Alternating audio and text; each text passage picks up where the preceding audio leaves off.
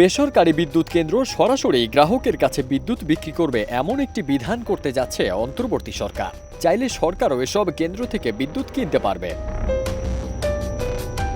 30 নভেম্বর economic reporters forum আয়োজিত rapid transition to renewables role of domestic financial institution শীর্ষক সেমিনারে একথা বলেন অন্তর্বর্তী সরকারের বিদ্যুৎ, জ্বালানি ও খনিজ সম্পদ উপদেষ্টা ফাউজুল কবির খান। উপদেষ্টা জানান, এই পরিকল্পনা থেকেই বাতিল করা হচ্ছে বেসরকারি বিদ্যুৎ কেন্দ্র থেকে সরকারের বিদ্যুৎ কেনা সংক্রান্ত ইন্ডিপেন্ডেন্ট পাওয়ার প্রডিউসার বা আইপিপি নীতিমালা। এখন বেসরকারি বিদ্যুৎ কেন্দ্র থেকে শুধু সরকারি বিদ্যুৎ কিনবে না, বিদ্যুৎ কেন্দ্রগুলো নিজেই গ্রাহক খুঁজে বের করবে। ভাড়ার বিনিময়ে আমরা সঞ্চালন লাইন ব্যবহারের সুযোগ দেব। বিদ্যুৎ কেন্দ্রগুলোর মধ্যে আন্তঃসংযোগ ও শিল্প এলাকায় সঞ্চালন লাইন ও প্রয়োজনে সরকার নির্মাণ করে দেবে জানিয়ে তিনি বলেন, এজন্য আইপিপি নীতিমালা বাদ দিয়ে মার্চেন্ট পাওয়ার পলিসি বা এমপিসির খসড়া তৈরি করা হয়েছে। খুব শিগগির তা প্রকাশ করা হবে।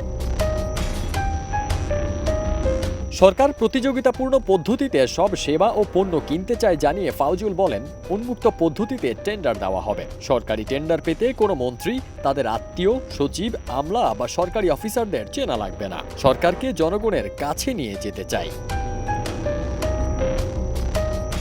2010 সালে আওয়ামী লীগ সরকারের গড়া বিদ্যুৎ ও জ্বালানির দ্রুত সরবরাহ বৃদ্ধি বিশেষ বিধান আইন নিয়েও কথা বলেন উপদেষ্টা।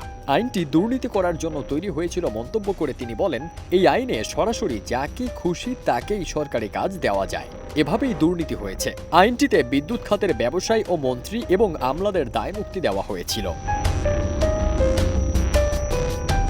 উচ্চ আদালতে এই আইনের দুটি ধারা অবৈধ ঘোষণার পর আইনটি অন্তর্বর্তী সরকার বাতিল করার কথা জানিয়ে তিনি বলেন, এখন সরকারি সব সেবা ও পণ্য উন্মুক্ত দরপত্রের মাধ্যমে হবে।